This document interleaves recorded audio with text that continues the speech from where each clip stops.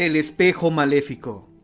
Al bazar del viejo Jeremías, que estaba en la parte delantera de su casa, llegó un día un lote de muebles, entre los cuales se encontraba un espejo grande, de esos para verse de cuerpo completo, que era una verdadera obra de arte, aunque tenía algo de siniestro.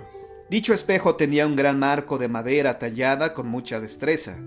El artesano que lo realizó había incluido, intercaladas en retorcidas ramas como de enredadera, muchas figuras de seres parecidos a duendes, los cuales tenían rostros con todas las expresiones.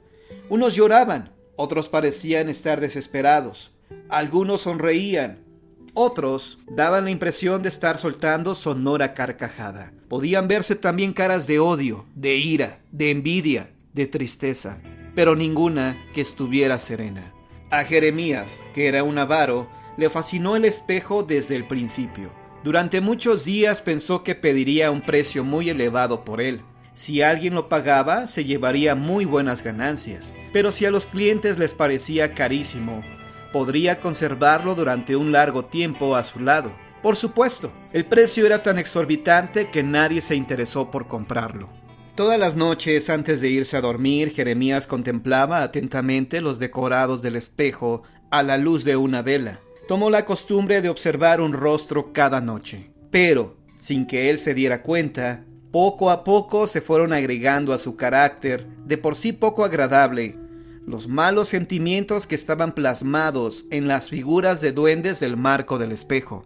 Así, un día despertó sintiendo gran envidia de su vecino el carnicero, pues pensó que no era justo que un carnicero ignorante tuviera una bonita mujer y dos hermosos hijos, mientras él había pasado solo toda su vida. Urdió una intriga. Fue a decir al alguacil de la aldea, quien era su amigo, que el carnicero robaba ganado para vender la carne. El alguacil, sin mayores averiguaciones, encerró en la cárcel al pobre carnicero, y su mujer e hijos quedaron en el desamparo, ya que la mujer no sabía trabajar el oficio de carnicería, y los niños aún eran pequeños. Jeremías no sintió el menor remordimiento. Otro día se dejó llevar por la ira. Un pobre perro tuvo el mal tino de echarse a dormir una siesta frente a la puerta de su bazar. El viejo, enfurecido, sin siquiera haber hecho el intento de asustar al perro para que se fuera de ahí, de su cocina tomó una gran olla de agua hirviendo y la vació sobre el desdichado animal. El perro salió corriendo y aullando de dolor.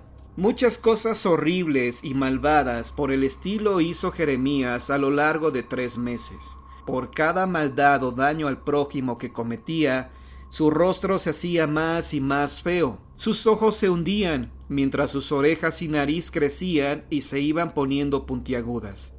Un día el viejo comenzó a sentir una tristeza enorme e inexplicable. Quisiera morirme. No tengo ninguna ilusión en la vida, pensaba. Tan triste estaba que desenterró todos los rosales que tenía en el pequeño jardín de su casa, y pese a que estaban en todo su esplendor, llenos de hermosas flores, los quemó. Esa misma noche, mientras contemplaba, como era su costumbre, uno de los rostros del espejo, que por cierto era el más feo de todos, el rostro de madera se animó. Sus ojos brillaron con el fulgor verde fosforescente, y mientras él quedaba paralizado por el miedo, una voz cavernosa salió del fondo del espejo. Jeremías, justo este día has llegado al límite de los malos sentimientos. Trabajaste muy bien para merecer formar parte de nosotros. Y a continuación, el viejo, que se había vuelto tan malvado, fue absorbido por el espejo, como si el cristal hubiese sido una gran aspiradora. Pasaron 5 días. Una mañana su amigo el alguacil, que fue a buscarlo, preocupado porque no lo había visto en la cafetería ni en el mercado, que eran los lugares que el dueño del bazar frecuentaba, nunca lo encontró, pero vio el jardín devastado. De pronto su mirada se fijó en el espejo. Vio que uno de los rostros de duendes que adornaban el marco y que llamaba mucho la atención por su expresión de horror, tenía un extraño parecido con su amigo. Como el alguacil no se distinguía por su honradez, pensó que, ya que Jeremías había largado quién sabe a dónde sin avisarle, él tenía derecho a heredar algo de sus bienes. Esa misma tarde regresó, e hizo el inventario de los muebles y adornos que al día siguiente ordenaría que fueran llevados a su domicilio. Sin embargo, aunque era un objeto muy pesado, decidió cargar con el espejo y llevarlo personalmente a su casa, pues sus extrañas decoraciones le habían fascinado.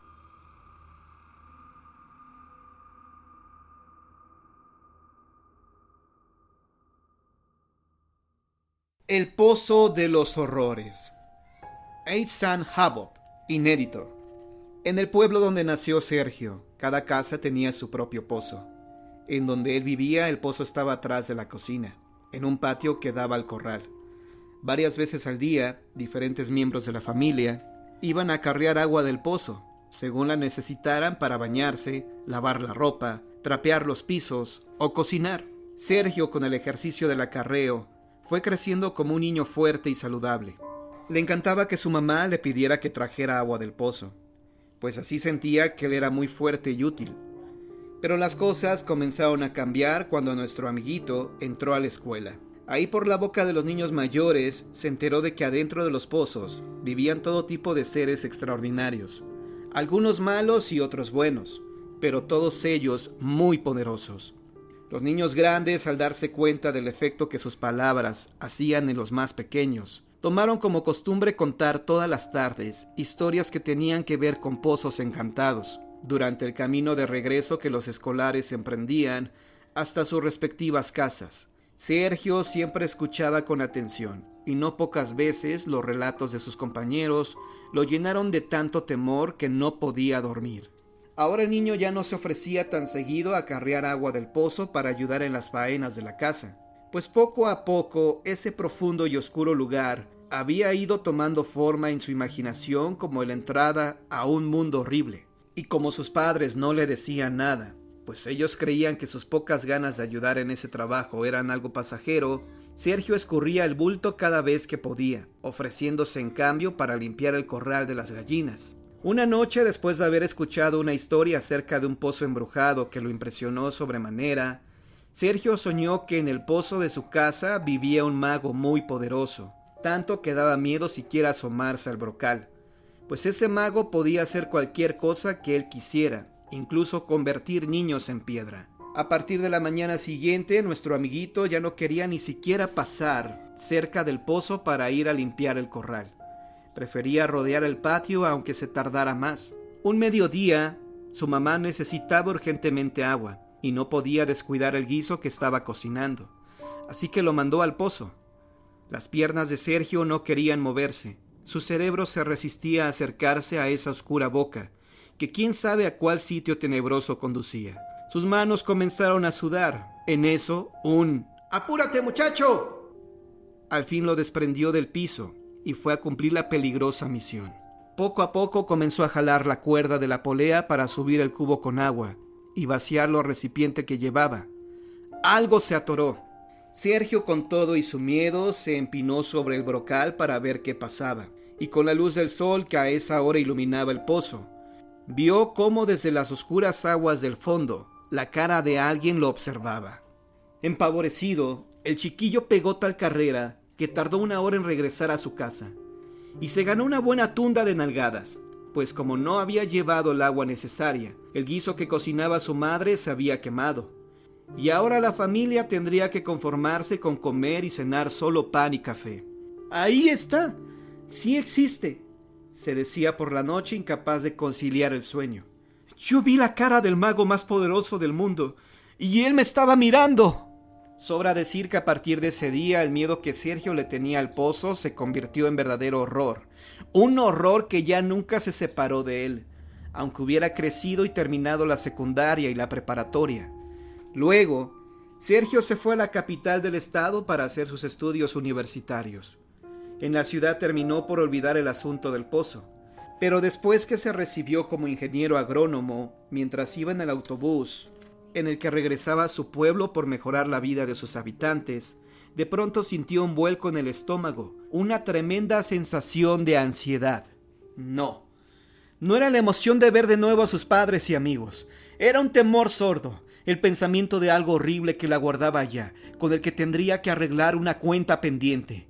Después de los abrazos y besos de bienvenida, mientras tomaba un café después de comer, a la mente de Sergio llegó, tan fresco como cuando lo sentía de pequeño, el viejo horror que le producía el pozo. Sufrió un rato sin atreverse a comentar con nadie por qué de pronto su rostro, tan alegre a su llegada, se había desencajado. «Esto tengo que enfrentarlo yo solo», se dijo. Y haciendo de tripas corazón, se dirigió directo al pozo y se asomó por el brocal. Ahí en el fondo, mirándolo desde las oscuras y profundas aguas, estaba el poderoso mago, ese que podía hacer cuanto quisiera a quien tanto temía. Tuvo el impulso de echarse a correr como cuando era chico, pero se armó de valor y lanzó una segunda mirada al fondo del pozo. Observó bien. Ese mago se parecía a él. Una tercera mirada. ¡Ese mago era él! Así, venciendo su miedo, Sergio comprendió que el mago más poderoso del mundo es cada uno de nosotros, pues con voluntad y disciplina podemos lograr todo lo que nos propongamos hacer.